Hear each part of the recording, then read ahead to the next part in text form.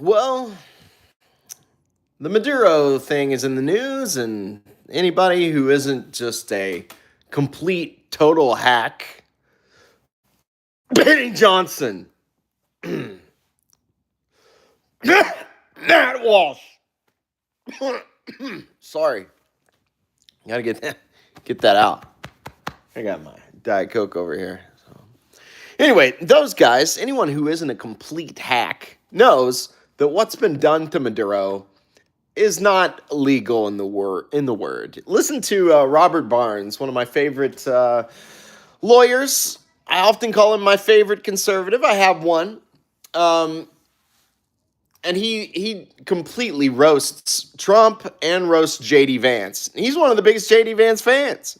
Roasts him. Roast them both for the recent comments, JD Vance's recent post about how, we need to go over there and straighten out this communist country that's blah, blah, blah. He's like, guys, this is not, by your analogy, what people are saying in the news is pretty much might makes right. What is legal? It's whatever we can get away with.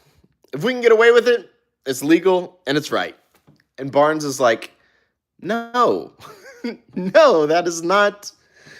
There's two schools of theory, I guess. The law is either completely subjective, you make it up as you go, or the law is referring to some sort of objective truth. If you throw away the latter, it is funny that conservatives are doing the former now. It kind of shows that there's no real communist left in America. There's no real traditionalist like Burkean right either. There's just liberals. There's liberals with a red team and a blue team. That's it. In America, they've made liberalism mean the blue team, but y'all are liberals. Y'all are for private property. Y'all are for when the rubber meets the road, you're fine going overseas as long as it's your team and yanking people's stuff, even to the point of kidnapping them and bringing them back for your show trial. Which is very funny because right-wing conservative Republicans, I've heard many times them quote Beria, Stalin's prosecutor. Show me the man and I'll show you the crime. That's exactly what you're doing to Maduro. Exactly. You've got him, so you win. And now you're just making up charges. I heard they didn't even get him on a fentanyl charge. One of the charges was possession of a machine gun. Well, I'm just confused. Like, can another country land a helicopter next to the White House, kidnap Donald Trump, and take him back to their country and say Donald Trump was in possession of nuclear weapons? That doesn't even make sense. It doesn't make sense at all. But I was thinking, when did I first kind of realize that the law is just whatever powerful people want it to be? That seems most accurate to me. I don't think it should be that way, but that sure seems what it is. It's a power play. It's as Lenin said, the state is a tool by which one class oppresses another. That's what it is. And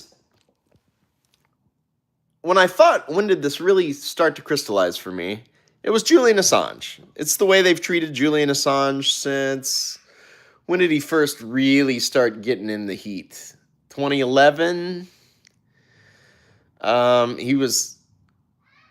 was he stuck in the Ecuadorian embassy? Around there, I believe. Somewhere in there. Right after the Iraq war logs came out. And then he released the Podesta emails, Hillary Clinton's emails, and that pretty much showed that,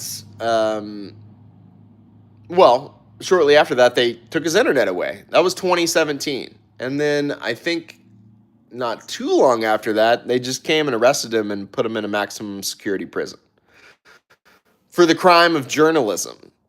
As he always says, the only crime I have ever admitted to was doing journalism. He made that deal with the Biden administration so he could get out of a maximum security prison for publishing pretty much one of Epstein's buddies, Podesta. He's definitely been at the parties before, judging by your emails and your weirdo photos that were published by WikiLeaks. The way the state treated Julian Assange was insane. They plan to kill him. I believe it was Miriam Edelson who gave Trump $100 million for his first run in exchange for all the things he's done for the blue and white country, the guy on the right side of this thumbnail. He's the guy that paid off the Ecuadorian intelligence agents. I'm sure the CIA and MI6 were working like this to spy on Assange, steal all of his private. They bugged the whole place. They intercepted his private communications with his lawyers. They fished his children's diapers out of the trash to try to get the DNA off of them, probably to design a bioweapon, which I've heard that was stupid. You can't even design a bioweapon that way. Not from feces, but they tried. And they wouldn't let him out. It didn't matter what the truth was. Everybody knew that guy was in prison because he was exposing the crimes of the elite. We all knew. That's why he was a hero. That's why he was on t-shirts. But they did everything to that guy. I mean, he was banned off Visa and MasterCard almost immediately after the first WikiLeaks release. There's letters from Satoshi, emails from Satoshi Nakamoto, where Assange is asking for Bitcoin donations before Bitcoin was $1. I mean, this guy is brilliant. I remember grilling the AI once about why Assange was so brilliant, and they were like, there's very few people in this world who have his political acumen, absolute political genius, his organization skills, I mean, that's political genius, and then his technical skills. I mean, just off the charts, top level hacker, programmer, encryption expert, and put it all together. And then the courage that it took to do what he did. And what did they do to him? What did they do to the guy on the left of this thumbnail? They railroaded him. They made him admit to stuff that, what was it? They got him on 150 years. They were trying to, another country, the US, prosecuting an Australian citizen for doing journalism. For when Bradley Manning leaked the Iraq war logs to Assange, and he said, hey, I can't, there's a password I can't get. And Assange just wrote back, curious eyes never run dry. And they said that was him hacking into a government database by saying, curious eyes never run dry. That's insane. But they didn't care. They wanted, the dude published Hillary's emails. The gloves are off, baby. You put Trump in office. Although now I'm kind of thinking, sitting back and seeing what Trump's doing to Maduro, maybe it's all just a psyop. The blue, red, they are playing the dialectic. And the only way we're ever going to win is just to get off this train altogether. If I ever do put out some merch on this channel, I think it'll just be a Nobody 2028 bumper sticker. Nobody 2028.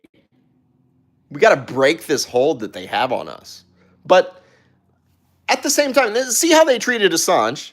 Now think about the guy on the right side of the thumbnail. I'm not even going to say his name. I'm not going to say his country. I'm not going to say the country that he's doing a G word inside of. Because he's controlling this platform. Or his cronies definitely are. They're opening up the wallet. And it is interesting. Assange isn't saying much since he got out. I don't know if he made a deal. Keep your mouth shut and we'll keep you out of the doghouse.